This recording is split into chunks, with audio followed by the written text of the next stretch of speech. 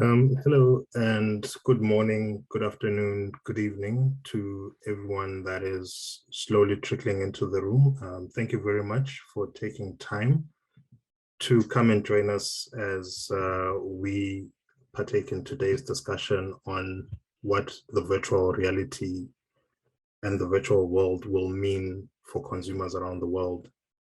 My name is Kudaove. I am the Digital Rights Lead at Consumers International, and I will be your moderator for the next hour. And I will be joined by three panelists who have what we believe are interesting insights. And I'll let them introduce themselves shortly. But for those of you that are not familiar with Consumers International, we are the leading consumer protection organization operating at a global level with a presence in over 100 countries and membership across those 100 countries that's close to 200 organizations. And we are working to build a world where consumers can transact and interact with service providers in a way that is safe, in a way that enhances trust, and in a way that protects their rights as consumers and their rights as humans. And without wasting much time so that we can more quickly jump into today's conversation, one of the values that we have is that the platforms that we use, whether they are offline platforms in the sense of brick and mortar stores, or they are online technology-based platforms, those platforms should be safe, those platforms should be transparent, and those platforms should, above all, work for the promotion and protection of consumer interests. And in that sense, when we were putting together this panel, when we were putting together this proposal, we were thinking about the much talked about plans that various companies have, ranging from Meta to Apple, and other organizations. And we wanted to find out how those proposed plans would affect consumers. And today's panel is made up of people with experience in how technology affects consumer interests and what can be done to ensure that consumers are protected even in virtual reality platforms and the virtual economies that are associated with them. And to kick us off, I'll have Javier, our first speaker, introduce himself, and then also tell us what he understands from some of the proposals that have been made and some of the plans that have been announced. What, Javier, do you understand about the planned virtual reality technologies that have been discussed so far? Thanks, Kuda. Yeah, my name is Javier Ruiz. I'm the Senior Advisor on Digital Rights for Consumers International. We also do, and I've been working in digital rights for over 10, 15 years in total. And when I first heard of the metaverse, I have to say I found it a bit confusing in the sense, to me, to be honest, it came a bit of the blue. But when you start putting things together, it was composed of things that were recognizable. And I think that something that became very clear is most people heard of the metaverse when they saw a Facebook/Meta presentation, with Mark Zuckerberg. But we definitely want to stress that this is much bigger than Facebook or Meta, and it's not just one company that is promoting this. I think that it was over 160 tech companies included the term or plans for a strategy around the metaverse in their last business strategy or prospectus or business documents, according to some analysts. So it's something that is definitely broader than one company. And it seems to be what we've seen, the most public phase is the use of avatars, an internet experience based on virtual reality, possibly augmented reality, and trying to where we now experience the internet mainly as text, an extension of the old text, the idea is to try to make the internet something that is much more immersive, which is where you are in, and mainly through the use of avatars, but to be honest, I think that it's a bit unclear how many of these things will actually develop. It's all quite early stage.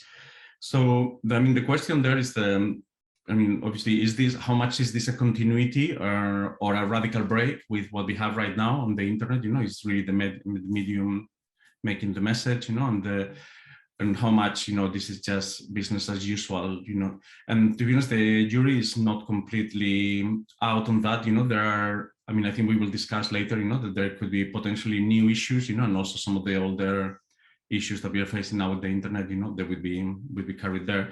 But in terms of my understanding of the metaverse, I think that there is definitely this idea of avatars, virtual reality, trying to, instead of looking at a timeline, for example, in a social media experience, you would possibly go into a room, so you would move around buildings, or street cities, or other types of constructions, that are yet to be determined, but it's a kind of a spatial understanding, which in many cases, it is how human brains work in many ways, so you can see the incentive, for people to actually, build computer interfaces that are much more immersive and that match, the physical human experience.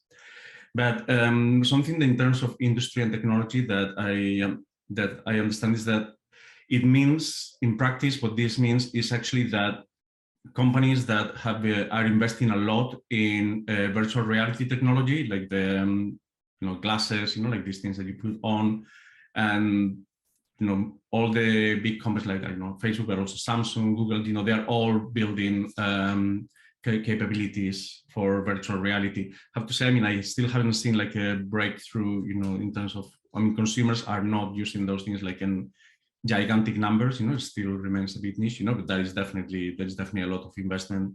And then the other element of the convergent is that a lot of the technologies for building immersive worlds are already being developed in the games industry, so actually there are companies that build games, and there are companies that build technology that is used to build games. Like what is called engines, which is basically 3D worlds that can be customized for a particular game experience. And I think that some of the companies, for example, Microsoft, I think they acquired one of the companies that was producing one of the main game manufacturers.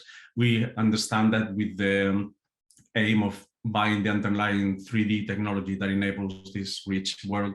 So I guess that there will be issues around who gets to, if there is already a certain market concentration, in those engines, it will be interesting to see how that develops, And then the other element of the convergence is the issue of crypto, and particularly we see a lot of interest in the idea of physical ownership. There are now, for example, you can buy yourself, you can spend $500 on some really expensive designer trainers or sneakers, or you can spend $90 in a virtual version. And there are several brands, like high-profile brands doing that.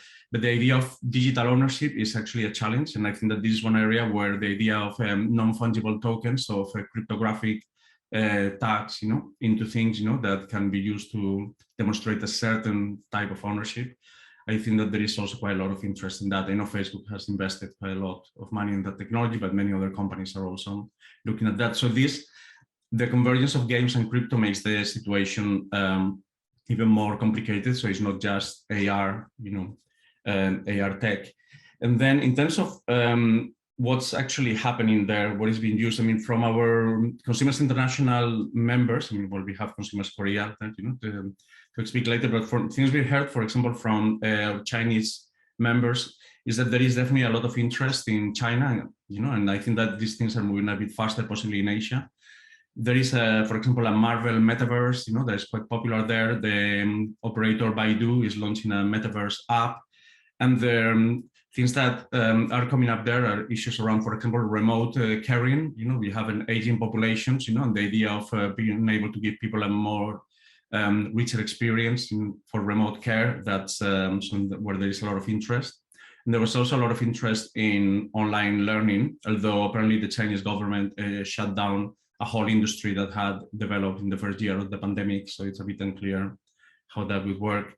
But at the moment, I have to say, I mean, not many of our consumer organizations, have seen like a huge growth, but they are definitely seeing that it's coming, and they want to be prepared to understand what the issues and the risks. And I think we will talk about that later on. So, yeah, thank you.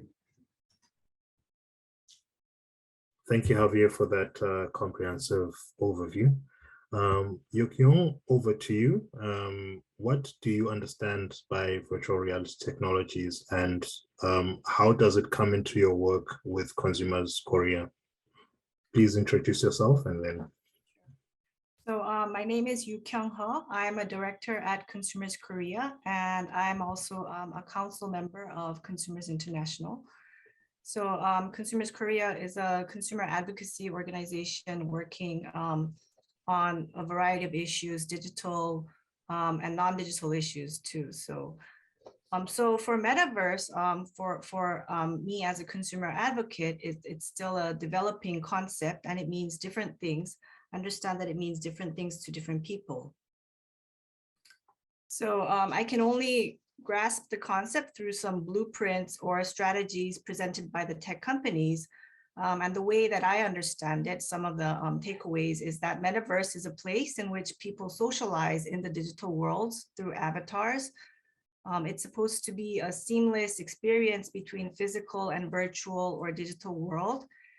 And it's described as a three-dimensional internet as opposed to a flat or two-dimensional internet as what we have now. And also one characteristic is that it's scalable to the billions, and it knows no geographical boundaries. So from the consumer advocacy perspective, what metaverse means is that the consumer experience here, both the good and the bad, will be augmented.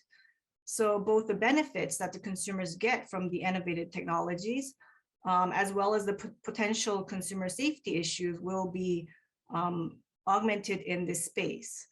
So from my perspective, metaverse will bring three challenges, I would say, or three benefits. One of them being more connectivity. Second is more detailed and diverse data collected about the consumers. And the third being more concentration. So we're going to see concentration in data as well as the economic power of the companies operating in this space. So let me unpack some of the terms and what it means for the consumers. So more connectivity means that in the metaverse, there's going to be more sophisticated so-called smart products, smart consumer products that are connected to the internet. So we've already seen these IoT products, consumer products, and Consumers International did a survey back in 2019, which showed that consumers do have concerns about privacy and security about these connected products. In the metaverse, I expect that we're going to see more advanced and sophisticated VR technology. In other words, smart devices. So the devices will be more elaborately, more closely connected to the metaverse. So it's not going to be, the devices are not going to be just connected to a single company, but to the entire metaverse, I expect, which will be some sort of an expansion of the social media or the e-commerce platforms that we see currently. So in the metaverse, the devices and the platforms are hyper-connected in a way that will create a combination and a holistic collection of data on the users or the consumers. So of course, this hyper-connectivity and the blur between the virtual and the digital world augments consumers' privacy and security concerns that we've had for a very long time. A second observation that I see is that we're going to see more detailed and diverse data points collected about the user. So these immersive platforms will be able to track much more information than the existing smart products. So the devices, I understand, will be able to track micro-physical movements, facial expressions, vocal inflections, as well as vital signs. So potentially it can catch human emotions, reactions to the physical and or the digital world. And again, these detailed physical data combined with the diverse socio-economic data points created by the users who are supposed to shop, do their businesses and their finances in the metaverse, is going to create a very, very detailed information about the consumer. So it's going to be much easier for the businesses to use invasive marketing techniques used by AI technology and exploiting the combined data. So consumers can be potentially much more vulnerable to scams, fraud, misinformation that we typically see in the physical or two-dimensional e-commerce world. And finally, I look at the concentration aspect of metaverse. So the very nature of metaverse platforms means that in the end, we're going to see one or a very few number of virtual platforms, virtual metaverses. So at the core of the metaverse stands a vision of an immersive internet, one gigantic, unified, persistent, shared realm. So this means that data collected through the hyper-connected devices, through a handful of giant online platforms. And this also means that consumer products and service markets will be very concentrated in a one or a few global and mega metaverse platforms. So this means that one or a few companies will have a dominant position, a monopoly over some extent of the market. So while the tech companies, they might want interoperability, but in the end, we might actually see very limited interoperability between these metaverses. So for the consumer, it means limited consumer choice, which is a very important aspect of consumer welfare and well-being. So that's my understanding. Thank you. Thank you very much. And as the presenters are going through their remarks, please do reach out over the chat function and introduce yourselves or contribute to the conversation as it's ongoing. Whether you've got comments, whether you've got questions, please just share them over the chat function, and we would love to hear and learn more about who you are, where you're from, and what your interest in this topic is. With that said, I'll hand over to our third panelist, Emila, to introduce herself and also let us know what exactly inspired the announcements that started this whole conversation around the metaverse and what her organization would like to achieve with this technology. Over to you, Emila. Mm-hmm. Thank you so much, Kuda, and thank you to Consumers International for organizing this panel. Quite interesting perspectives already. So my name is Emila Gandhi, and I'm the head of inclusivity in the stakeholder engagement team. And I lead our stakeholder engagement work at Meta in ensuring that we have an inclusive stakeholder base for our content policy development. And what this really means is that my role is really to build strategies, engaging experts, communities, academics, and other thought leaders on content policies, on issues that are, that we are speaking about here, including bullying and harassment and hate speech as well. And before joining Meta, I was in the civil society sector working on human rights and internet governance for over a decade. So lots of questions there, but two things have really become clear as we've grappled with the effects of COVID these past few years. So one is that we should prize the moments we can be together with one another. I'm sure the participants agree to that. And then secondly is that when that is not physically possible, and that hasn't been possible for many of us, the digital world can still help us feel connected. So those are some of the effects that we've seen in the past few years thanks to COVID.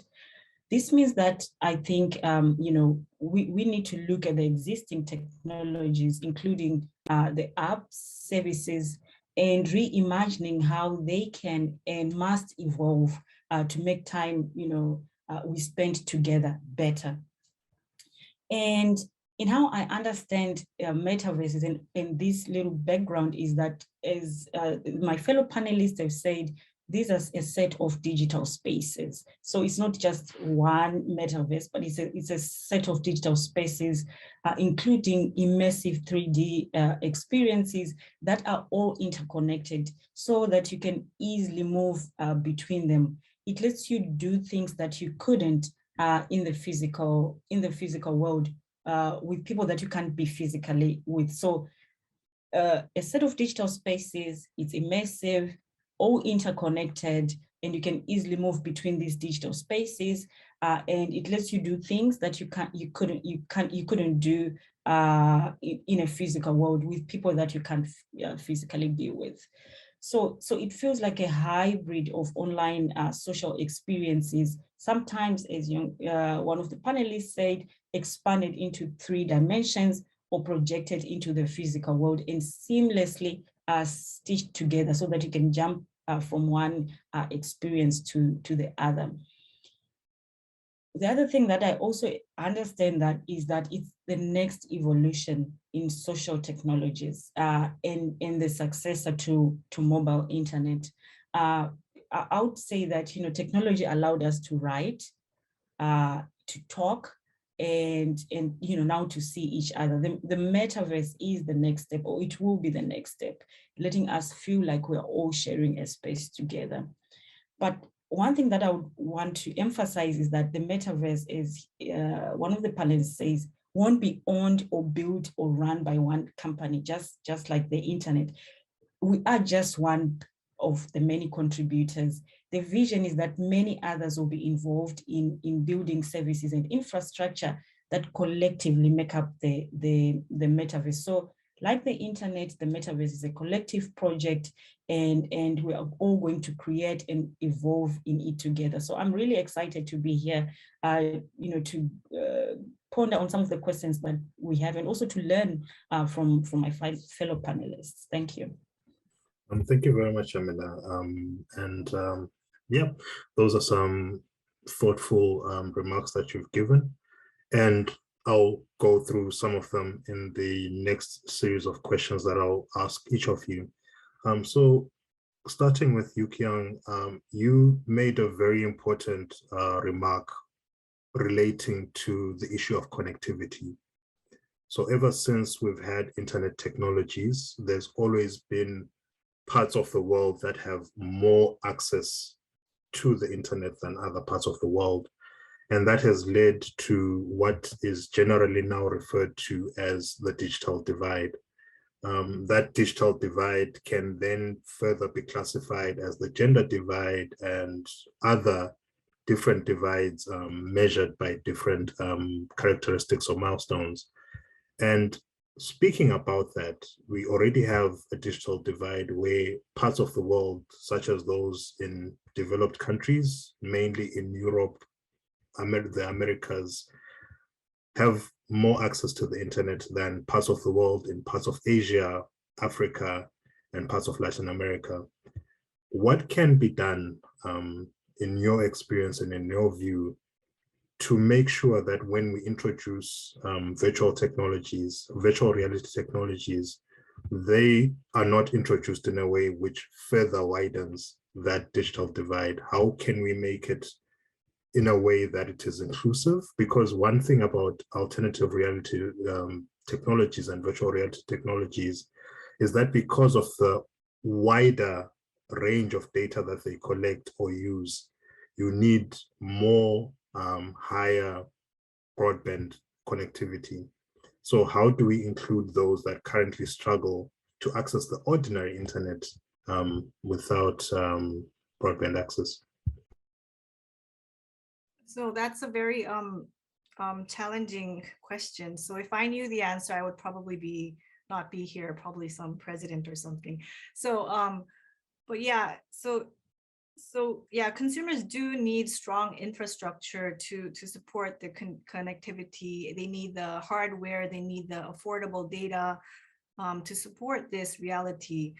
But this is the digital divide or the lag of technology. We see it even within Korea, which is a relatively small nation. So the nation is known for hyperconnectivity and saturation of the tech-related items. But when we introduced 5G data plans in the country a couple of years ago, even now we're seeing like only 1/5 of the nation has solid 5G coverage, and 40% of that coverage is actually in the metropolitan Seoul area. And so the regional areas are they just don't have this 5G internet. So it just tells the difficulty of having these broadband internet equally distributed around the world. And so one of the solutions or one of the suggestions would be to give the consumers a clear and viable choices, at least until the rest of the world catches up. So there should be alternatives of the metaverse for consumers who choose not to be part of this world. So there should be products and connectivity choices for consumers who are also light users of the data or the metaverse. And so for example, in Korea, the 5G rolled out, and the data plans were only the unlimited data plans were sold to the consumers, and that was like severely limited consumer choice. And another thing is like to maintain the interoperability between the two-dimensional internet and the metaverse and the physical world too. So I guess it would be in the finance world, it would be something like the world is going on to a cashless society, but we still want consumers who want to use cash to be able to use cash when they don't have the digital means to do digital transactions. Yeah, so that would be my suggestions. Yeah, thank you for that. And back to you, Emila, because you are living and working on inclusivity day in, day out. So as you design this platform, whatever shape or form it will take, how are you making sure that inclusivity is a big part of that design process and the final outcome? Mm-hmm. Yeah, this is a really critical question, and yeah, if I had all the answers, probably I would be, president of my country. Even though I know that might not be possible. But yeah, so I think there are really a lot of, issues in terms of challenges, but also opportunities. But I want to go back, to what my fellow panelists said about, and what you also said, Kuda, about, that we have to acknowledge that there are many digital divides. So it's not just in terms of access connectivity, but also there's the gender divide, there is the content divide, there's multiple layers of lack of digital inclusion. So there are multiple layers of the digital divide. But what's I think what the opportunity is that we are at the very start of our journey towards the metaverse. So there is quite a lot that we can do, but given the complex and broad nature of the digital divide, it's important that efforts to reach a solution involves all relevant stakeholders. So it's not just the private sector, or it's not just governments, but also civil society organizations. There are quite a lot of civil society organizations or coalitions like the Alliance for Affordable Internet, organizations like the APC, and I'm sure Consumers International as well, who have done research around these issues. What are some of those issues? And I think we need to all work together. So collaboration is crucial. The second thing is that I think it's important to recognize that digital divides often reflect and reinforce existing social and economic inequalities. So what we see online usually is a reflection of what is existing in the offline world in terms of the social and economic inequalities. So in supporting the digital inclusion route, we should not only consider the access itself, but then what happens when someone has the access? So we need to consider the online experience itself.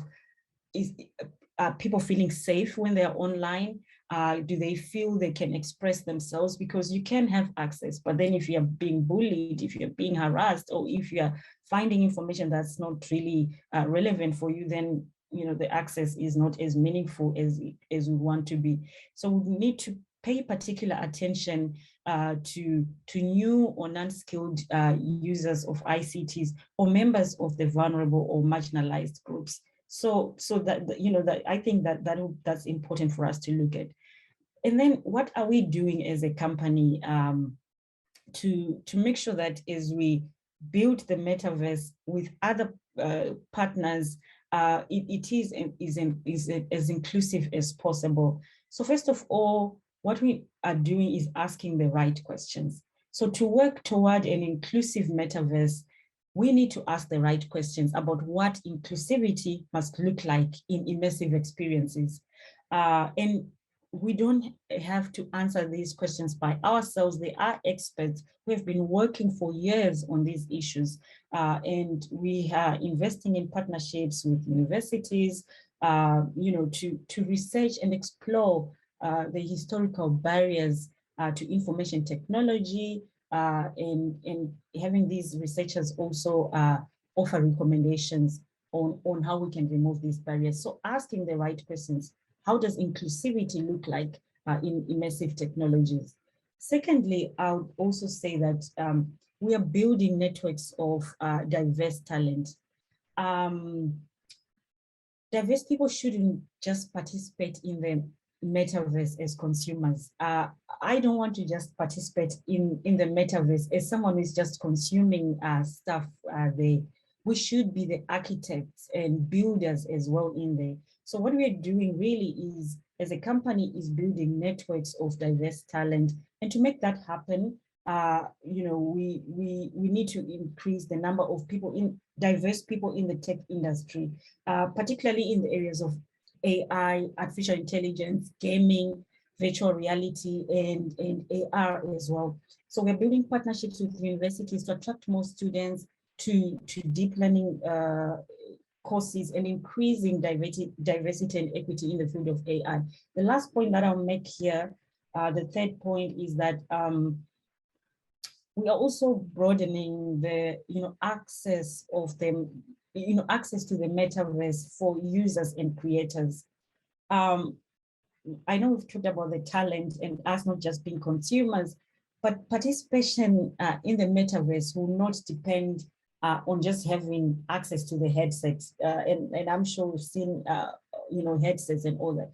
There will be many entry points to the metaverse through which people can participate using any device, including mobile phones. And we know from research and from lived experiences that there are a lot of regions, Latin, Africa, parts of Asia as well, where mobile phones are still the device for people. So enabling access for creators from diverse backgrounds is equally important as well as we try to build an inclusive metaverse. Thank you for that. And coming over to you, Javier, one of the areas of concern with technologies that consumers currently use relates to issues of data protection and privacy. What recommendations do you have on how to mitigate the privacy concerns of planned virtual reality platforms? Thanks, Kuda. So, in terms of recommendations, I think that at the moment, we would need to understand in more detail how things are going to work, But I think that, the one recommendation would be to definitely apply some of the established privacy principles around data minimization and things like that, that are already in place, into the metaverse. But there are, what we're already starting to identify is that there are potentially some issues that appear that are fairly new. For example, we have something that is going to be more important probably in these virtual environments will be social privacy, in the sense that it's not just what you do, but actually it's like walking in the street, it's like your public presence can be seen by others. So if I am recording, for example, a video of, like a video stream of my participation, I'm also recording what you are doing if you are in the same space. And this is particularly acute when you look at augmented reality. And I think that the case of Google Glass, like which for some people who don't remember, is there were these glasses that had a camera on the side and they were recording what was happening, and also providing some small, they also had like a little panel in the glass, to give some information to the wearer. And they were, they didn't work because mainly there was a huge reaction, against the idea that people were going to go around filming into concerts or into a bar or places like that. And I know that there are new attempts, I think Facebook, including and other companies, that are trying to redevelop other versions of that, like the glasses, where that can give you, they got a micro projector into the glass and then cameras. But that is probably going to be a big issue. Then the other issue that is tricky is, for example, what the avatars, what should be your relation to your avatars? Should they be a real, for example, companies like Facebook have a real name policy. So that means that when you go into Facebook, you're under your real name. So anything that you do with your avatar, potentially could be in your real name. So if that is the case, should you have a real face avatar? Or should you have, like something that actually represents who you are, or will that be seen as deceptive? And I think we were discussing the case, is that if I go with an avatar as a teenage, girl into certain spaces, that probably would be seen as problematic, but then, in between that, and having to put your real face, there is probably a lot of space, and that is not completely clear. Then when it comes to data collection, I think one of the areas that's been that will develop and is the idea, I don't know if anyone's talked about this, but it's virtual biometrics. So if if you film me, there are people now that can, in theory, say, they try to claim at least, that you can tell emotions, you can tell if people are lying, from their face expressions. So if there is a camera that is taking like a geometric image of my face to project it into the avatar, that capturing of my face is also capturing potential data that could be used for lots of different purposes. And I think that that is going to be a problem. Even the way that you move your avatar, could be, eventually people will figure out, that the way that you do certain things in the metaverse, will give other insights, And I think that, as we know now, after 20 years of surveillance capitalism, or whatever you want to call it, the understanding that you can actually tell a lot more and monetize small amounts of apparently irrelevant data. I think that now we need to be quite careful about that, And then the other issue around privacy that is not exactly privacy is the idea of personal space. So if I am in the real world and I want to be private, I can go to a corner, I can escape somewhere. And also, if I don't want if I tell someone to leave me alone, at the moment, the experience of some people in the metaverse as it is right now shows that actually there is still quite a lot of harassment, and the idea of your personal space, for avatars, has not been fully developed. So, there are a few articles out there on the internet, of reporters that have joined all these places, and they immediately, if they were women, they were harassed by men, That is harassment, but it's also a bit of a privacy issue. So yeah, all those issues I think at the moment are not, they need to be figured out. Thank you, Javier, for that. There is a question that has come in related to online safety of users, specifically of the Meta platform, but we'll come to that in a bit. But Yukiang, while we're still on data privacy, data protection and privacy concerns of existing technologies, what can be done to prevent those from spilling over into virtual reality platforms as well? Sure. So, informed consent is a basis of our data protection, data collection scheme. But one concern is that informed consent might be more difficult in the metaverse, in the virtual world, because people can't read body language through the avatars, and also because the breadth and the types of information collected also heightens the privacy data protection concerns. So I think one way to abate those concerns is like prohibit the collection of certain types of sensitive information, And consumers should also be given a choice to pull out of the virtual reality rapidly when they choose so, and they should be informed like how they can do that. And they should also be, I guess, like a choice to like unplug the internet altogether and unplug the connectivity in certain sensitive situations and such. So those are one of the suggestions. Thank you for that. And moving on to one of the interesting issues that have been associated with virtual reality platforms, and you touched on this in your introductory remarks, Yukyong, so I'll start with you. Mm-hmm. The issue of embedded e-commerce and virtual economies. So virtual reality platforms, as they've been proposed, actually rely on the use of or the ability to buy and sell virtual assets, such as the avatars that have been mentioned, their costumes, their modifications, NFTs, and a whole range of digital assets.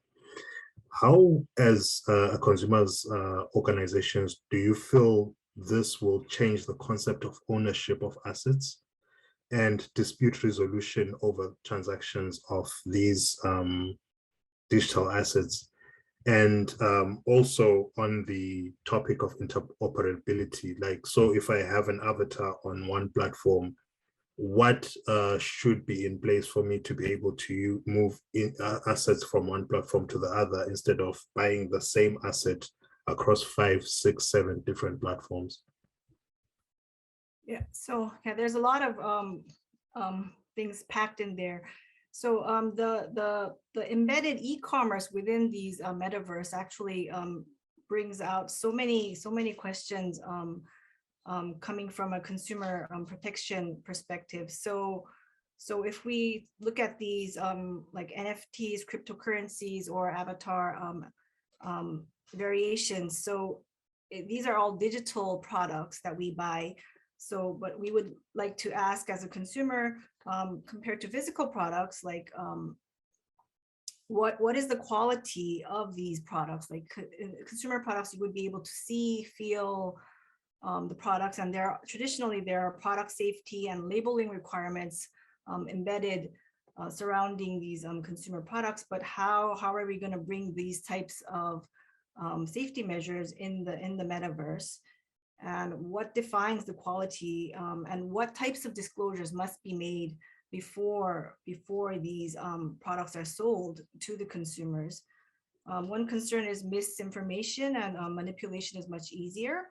And also, like, who's your transaction counterpart within the metaverse is also one issue. So currently there are P2P e-commerce issues. So like you might be buying something from a company, but we could also buy like used goods from another consumer, and what does that mean?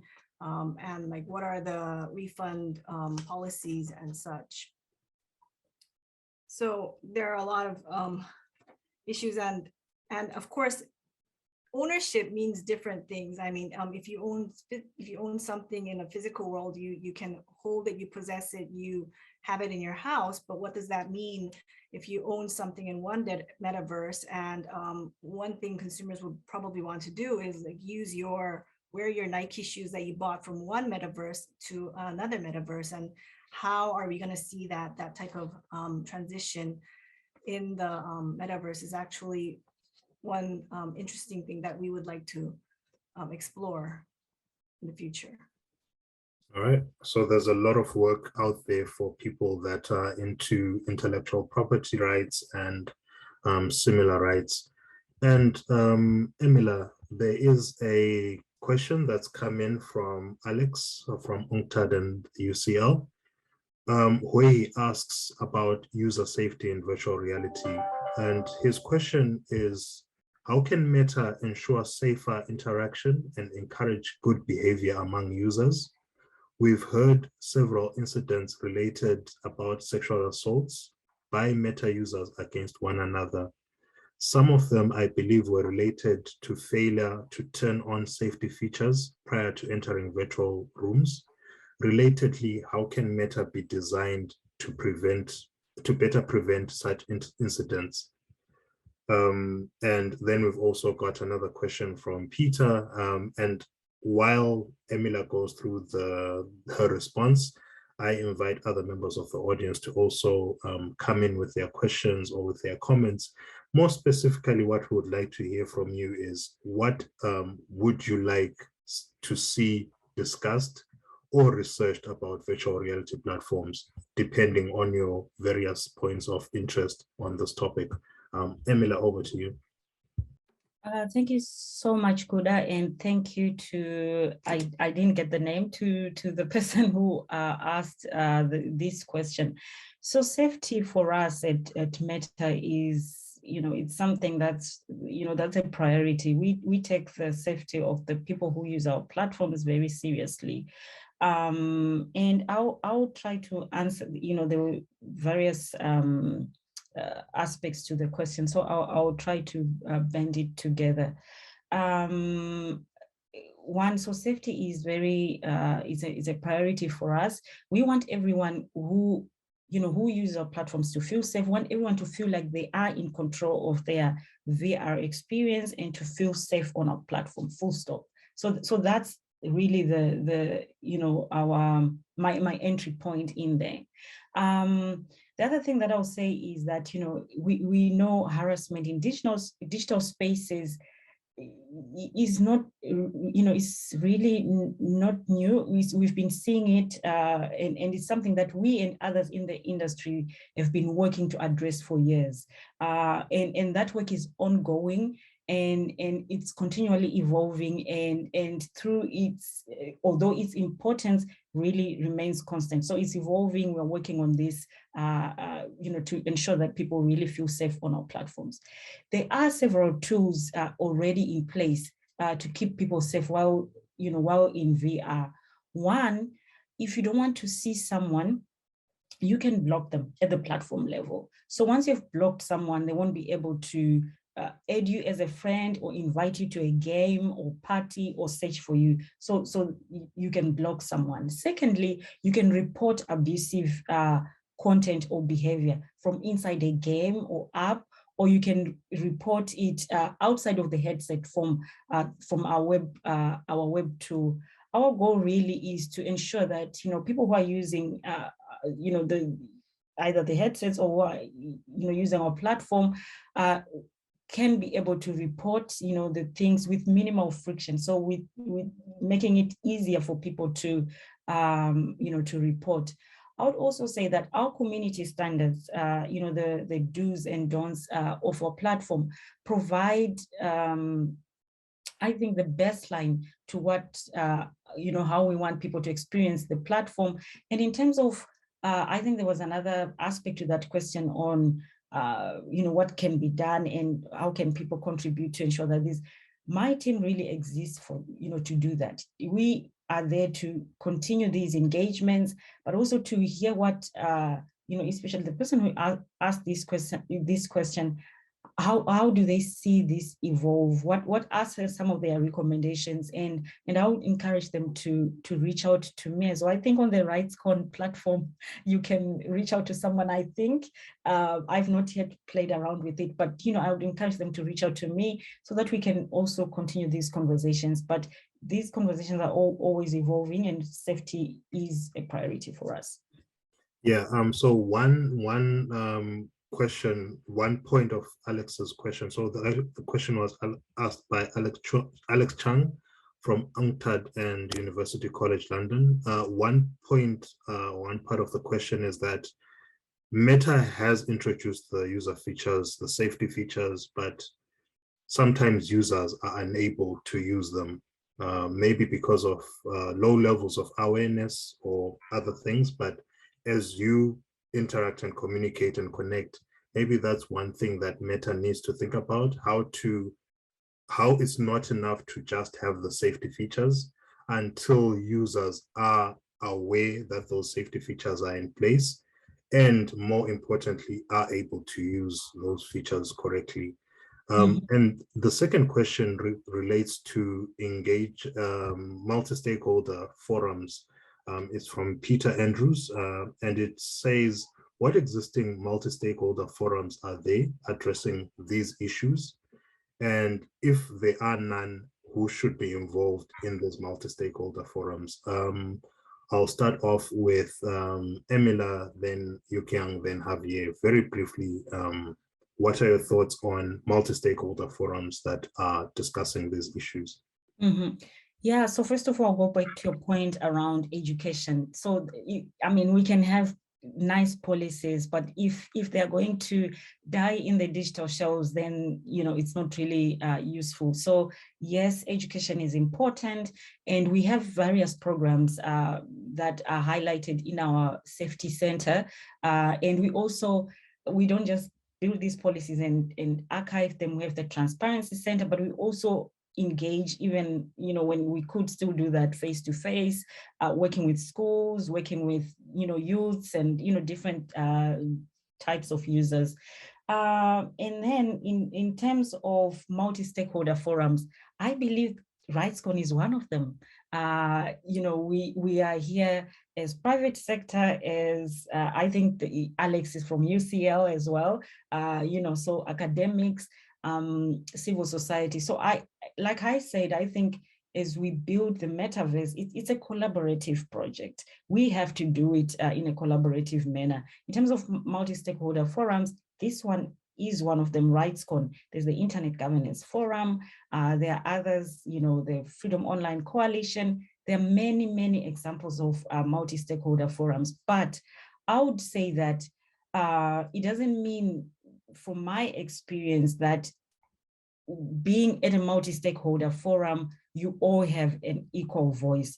And by that, I mean that it's important to ensure that people who are coming in, one, it's inclusive, and there are capacity building programs in place to ensure that those who are participating in these multi-stakeholder forums can meaningfully participate in those conversations. And there are quite a lot of programs there that I've seen, multi-stakeholder engagements, like the African Internet Governance School, EuroSig, all these you know, capacity building programs. But I think it's important to invest in that, so that when you are having these conversations, you know, we are all starting at the, you know, same level, but you know, where we can all probably understand each other. Thank you. Over to you, Yokyang. What would you like to see in those multi-stakeholder forums, and who should be involved? And as you think up or formulate your response, Emma Howard from the audience has come up with a very important point relating to user safety. And Emma says that it's important that safety features against issues like sexual harassment don't put the burden on the victims. It's like telling women not to dress a certain way in public to avoid harassment. So that's a very valid point. And thank you, Emma, for making that point. Over to you, Yokyang. You're on mute, sorry. Yeah, so sorry. So just to add a comment on Emma's comment. So I agree that the safety feature should be like on default, and the consumers don't have to reach and like actually switch it on, because it's likely that they don't know that that switch exists and such. So regarding the multi-stakeholder approach, so I believe that accountability is key. It's a key issue to build the trust in the metaverse for consumers to engage and actually go in that space. We need to define the responsibilities of the platforms.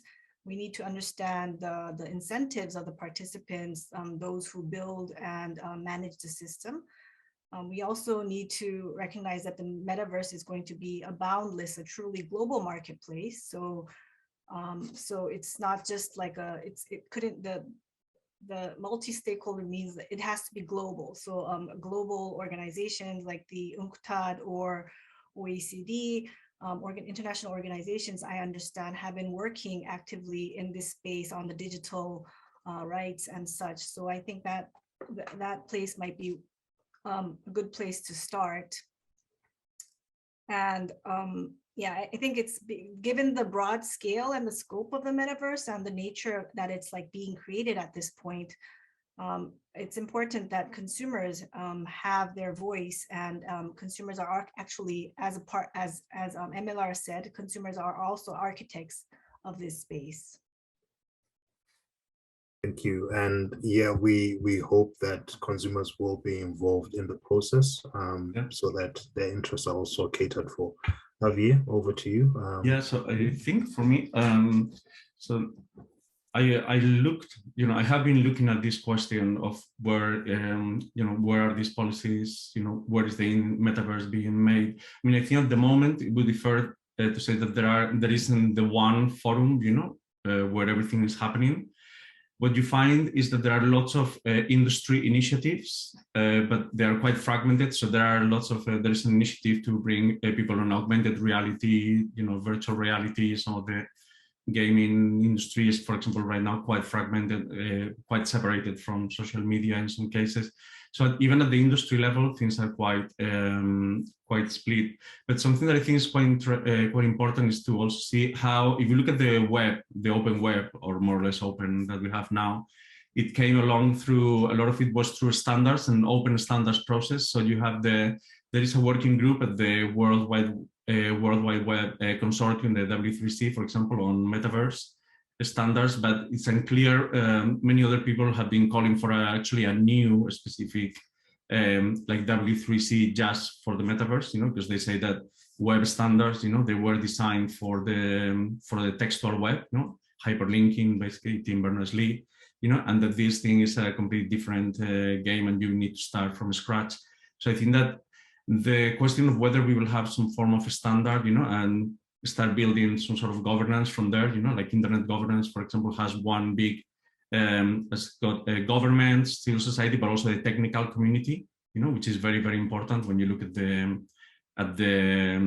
internet in general. So I think the question now is there going to be an open technical community, or is it going to be just the 3 or 4 companies that, like the large platforms that are going to be the technical side of the multi-stakeholder governance, or are we going to have like, something like the engineering task force, which was, I mean, it had people from companies, but also had, had many companies, but also it has a slightly more open process with all the problems that had been identified in multi-stakeholder process over the past 20 years. So I think that those are some of the questions that are still out. And actually, some people are even saying that new technologies standards may not even be the way to go, that for new things, that the next wave of technology, basically may require a different process, which I personally don't see how you can, I don't know what is the best thing, after standards, but there are some questions around, like using like some sort of protocols or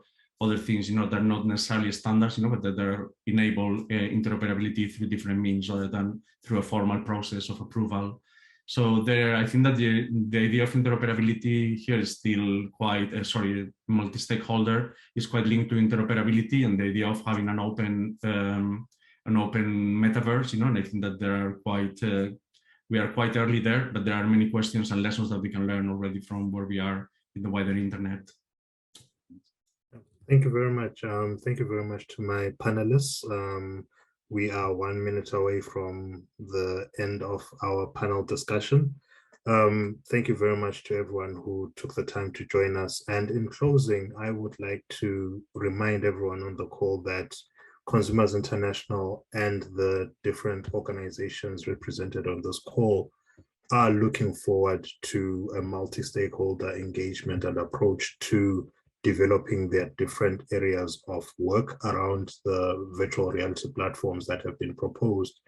And if members of the audience have an interest or are able to reach out, that would be much appreciated, so that we come together as consumers, as service providers, academics, and the different stakeholder groups that we represent to ensure that the virtual reality platforms that are developed are inclusive, that they are meaningfully safe and are trustworthy and reliable.